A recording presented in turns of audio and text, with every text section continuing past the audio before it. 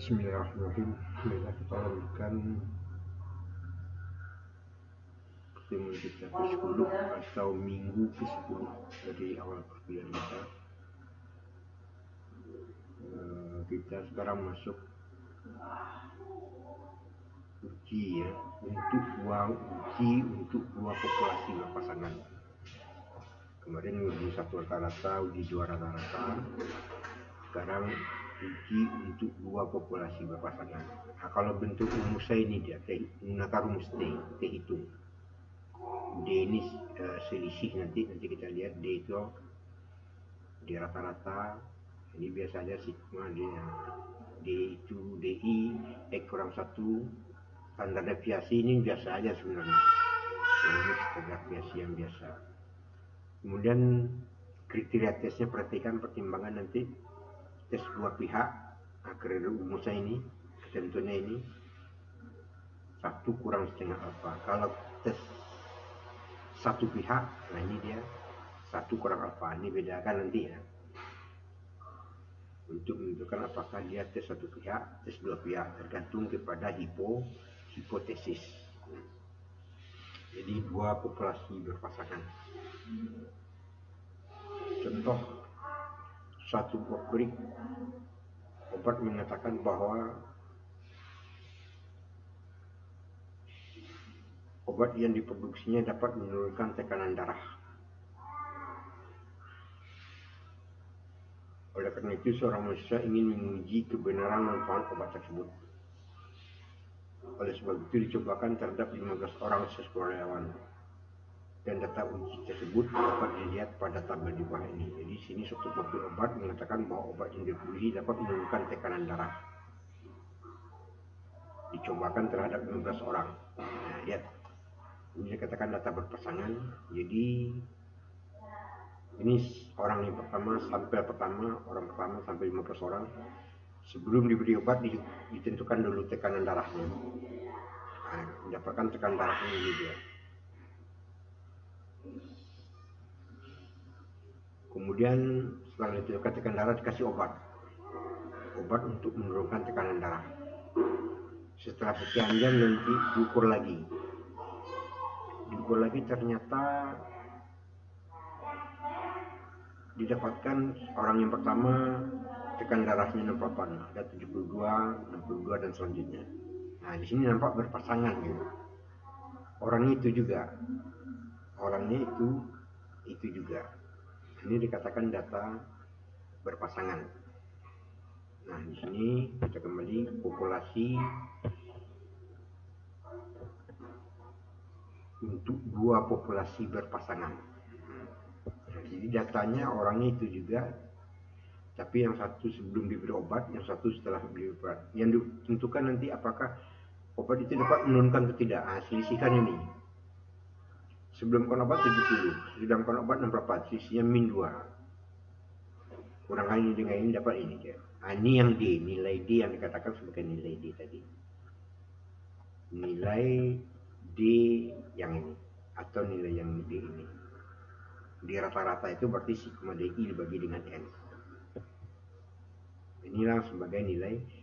Kalau ini berarti dapat menurunkan, tapi di sini ada yang tidak meningkatkan dia. Di sini tidak stabil, tidak meningkatkan dan tidak menurunkan. Nah, ini hasil dari percobaan. Nah, pertanyaannya tadi, buatlah hipotesis yang diuji dalam penelitian ini.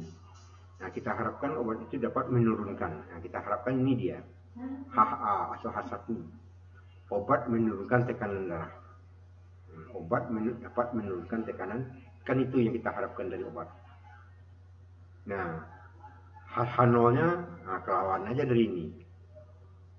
Besar atau sama dengan 0. Obat artinya kalau besar dan sama dengan 0, obat meningkatkan tekanan darah. Obat katakan dapat meningkatkan tekanan. Kita harapkan menurunkan tekanan darah. Nah, dari bentuk hipotesis ini kita dapat menduga ini hipotesis satu arah. Nah, lihat hipotesis ini menunjukkan hipotesis satu arah. Nah, setelah kita tahu ujilah hipotesis, di rata-ratanya kita mencari ini, jumlahkan rata-ratakan. atau menggunakan program SD juga bisa. Mode 2, 3, masukkan data-data ini, keluarkan shift 2, 3, dapat ya. Lihat bagaimana cara bisa nilai rata-rata. Dapat dari rata-ratanya ini. Standarnya ya gunakan bagusnya menggunakan program SD. Nah, ini ada data-data ini ada di dalam kalkulator. Kalau variansi, nah ini kodotkan aja ini. Ini dikodotkan. Ini variansi. Dan nilai-nilai yang kita gunakan untuk mencek T hitung. Masukkan dalam rumusnya, standar deviasinya, dibagi N yang 15, dapat nilai T hitungnya 2,9. Nah, baru setelah T hitung dapat, baru kita coba pikirkan tabel. Tabelnya adalah karena ujinya uji satu arah. Nah, ini perhatikan terkait dengan ini. Uji satu arah maka 1 kurang lambda. Lambdanya tadi 0,05 dan 0,01, berarti 2 kita ambil. 1 dikurang 0,05, 0,95. DK itu N kurang 1, 14. Jadilah dalam tabel 0,95 bagian atas, 14 di bawah, dapat nilai T tabelnya itu 1,76. Kalau untuk 0,95. Kalau untuk 0,01 berarti 0,99. 1 dikurang 0,99 dapat 1 dikurang 0,01 dapat 0,99. DK 14. Dapat T tabelnya 2,62. Bandingkan nilai T tabel ini dengan T hitung. Kalau T hitung kita bandingkan ke sini besar, kasih bintang 1. Bandingkan ke sini lagi besar, tambah bintangnya. Artinya bintang 2, berbeda sangat nyata. Nah, kalau seperti itu kita dapat katakan T hitung lebih besar daripada T tabel, maka H0 ditolak dan H1 diterima. H0 ditolak, obat peningkatan tekanan H0 ditolak, berarti obat meningkatkan tekanan darah ditolak. Yang betullah obat menurunkan tekanan darah. Jadi orang yang diproduksi, jadi obat yang diproduksi pabrik tersebut dapat menurunkan tekanan darah. Nah, itu kesimpulannya. Itu uji pas data dua populasi berpasangan. Contohnya ini. Nah, mungkin saya gambarkan aja sedikit, nanti dicobakan di rumah. Seorang mahasiswa Fakultas Pertanian ingin mengetahui pengaruh stimulasi listrik terhadap pH daging. Untuk itu mahasiswa ini melakukan percobaan sebagai berikut. Dari 12 potong daging yang berasal dari sapi yang berbeda dilakukan pengukuran pH daging dan hasilnya dicatat. Nah, sebelum pelakuan dicatat pH-nya. Kemudian daging tersebut distimulasi listrik dengan voltase 220. Beri kejutan daging tadi, yang 12 potong tadi. Setelah distimulasi listrik, daging ditentukan kembali dengan hasil pengukuran. Kedua, pH tersebut ukur lagi pH-nya, ternyata dapat ini dia. Akhirnya kesimpulan, apakah stimulasi listrik bisa menurunkan pH atau tidak? Nah, di sini dapat kita katakan datanya berpasangan, karena dari 12 potong sapi ditentukan pH-nya, kemudian dari 12 potong itu juga distimulasi listrik dan ditentukan kembali pH-nya. Berarti dia berpasangan. Untuk data stimulasi listrik ini bisa saja dia tidak berpasangan. Misalkan diambil dari 12 potong daging yang berasal dari sapi yang berbeda, dilakukan pengukuran pH daging yang hasilnya dicatat. Katakanlah ini. Kemudian dari 12 daging yang lain, 12 potong daging yang lain, dilakukan stimulasi listrik. Kemudian dicatat juga pH-nya. Nah, berarti datanya tidak berpasangan. Tapi kalau seperti ini percobaannya, dagingnya itu juga sebelum distimulasi listrik dicatat pH-nya, sesudah distimulasi listrik dicatat pH-nya. Berarti dia datanya berpasangan. Buatlah hipotesis dalam penelitian ini, uji hipotesis nanti itu Anda cobakan. Kita diskusikan dalam pertemuan kita berikutnya.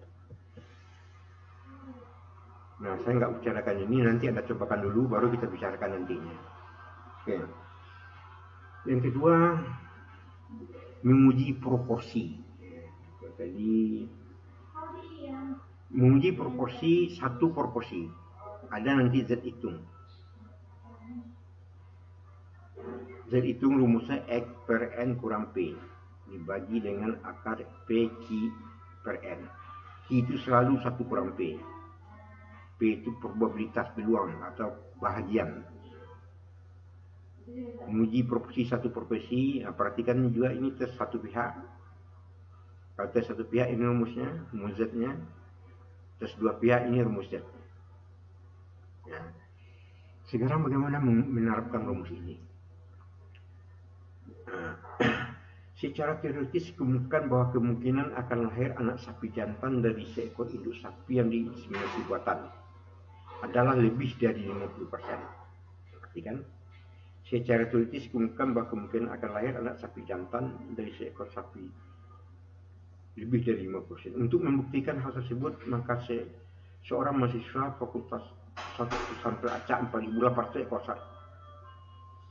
Diambil 4.800 ekor sapi, induk sapi yang melahirkan dari 4.800 ini melahirkan 2.458 ekor anak jantan.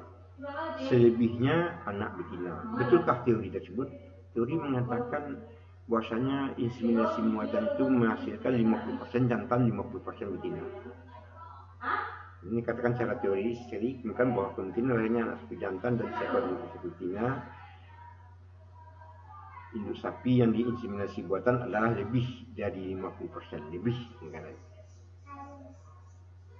Apakah sekarang kita mendapatkan dari 4.800, 2.458 sapi jantan. Apakah teori tadi bisa dipakai atau tidak? Kita ingin membuktikan teori itu dengan alfa tingkat kepercayaan 0,05 dan 0,01. Nah, kita lihat hipotesisnya jantan itu besar. Diharapkan kan teorinya mengatakan anak sapi jantan jumlah yang lahirnya besar. Kan katakan lebih tadi. Dekat ini lebih dari 50%. Makanya kita katakan di sini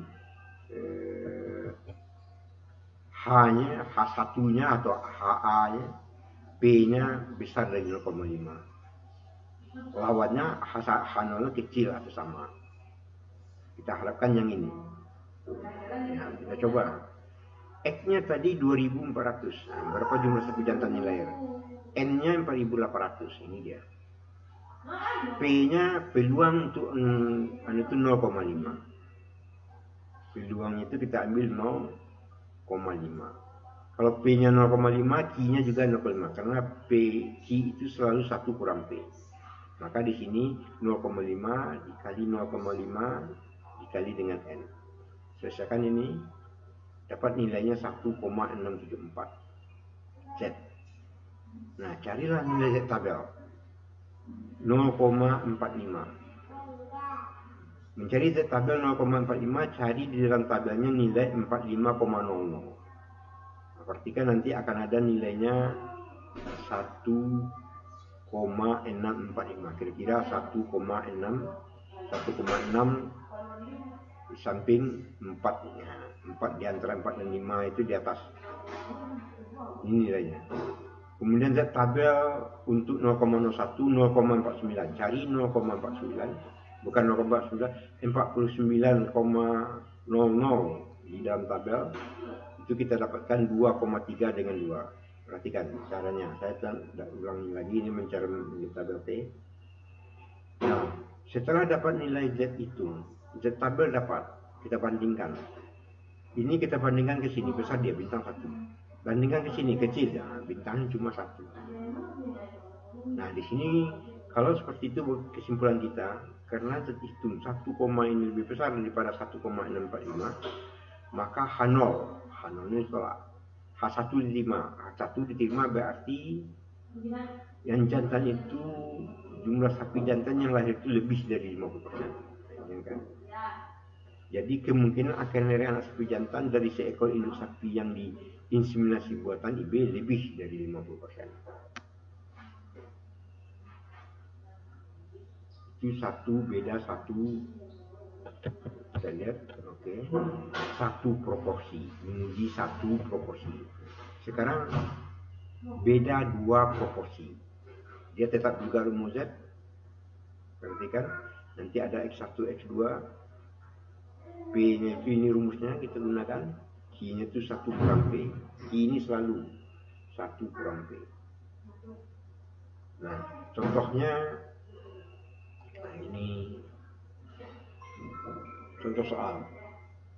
Suatu penelitian tentang besarnya persentase ternak sapi Bali yang dipelihara di dua daerah, di mana di daerah A terdapat 150 ekor sapi Bali dan 250 ekor ternak sapi yang dipelihara. Jadi di daerah A itu dari 150 ekor sapi Bali dari 200 ekor, di mana di daerah A terdapat 150 ekor sapi Bali dari 250 ekor sapi yang dipelihara. Kemudian di daerah B terdapat 150 ekor sapi Bali dan 300 ternak sapi yang dipelihara. Apakah ada perbedaan besar persentase ternak sapi Bali yang dipelihara di kedua daerah? Kita ingin membandingkan apakah ada. Cuma ada persentase ini. Untuk itu di sini bisa saja kita ajukan H1-nya tipe proporsi. Sapi Bali di daerah A tidak sama dengan di daerah B. Dan H0-nya dapat kita katakan sama. Nah, kita cari nilai P-nya dulu. P itu tadi rumusnya adalah X1 tambah X2 dibagi dengan N1. Oke.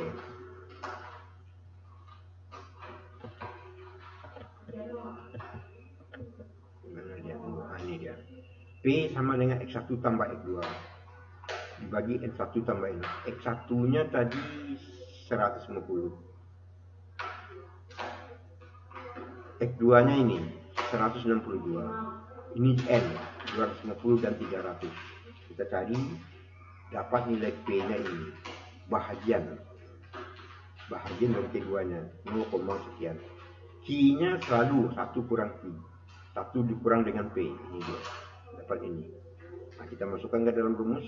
Kita hitung X1 per N. Berarti 150 per 250 dikurang 162 per 300. Masukkan nilai P-nya berapa, Q-nya berapa ini. Per N ini dapat nilainya ini dia 1,42, non signifikan. Nah, kita bandingkan dengan cari F tabel, Z tabel. Z tabelnya setengah, ujinya uji dua arah. Perhatikan ini uji dua arah. Nah, ini dia dapat nilai Z tabelnya ini dan Z tabel yang kedua ini. Bandingkan, ternyata Z hitung lebih kecil daripada Z tabel untuk kedua-duanya. Lambangnya NS, non signifikan. Karena Z hitung kecil daripada Z tabel, maka H0 diterima dan H1 ditolak. Kalau H1 ditolak, berarti ini perbandingannya dapat kita katakan perbandingan populasi sapi Bali di daerah A sama dengan di daerah B. Jadi biasanya persentase sapi dari daerah tersebut adalah sama. Itu kesimpulannya kalau kita setelah kita uji berdasarkan statistik. Jadi cara mengujinya seperti itu.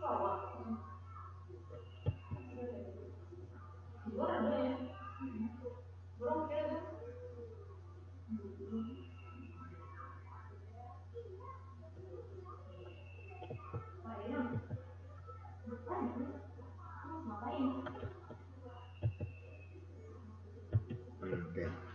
Mungkin kuliah kita hari ini kita cukupkan demikian. Kita lanjutkan minggu depan. Terima kasih.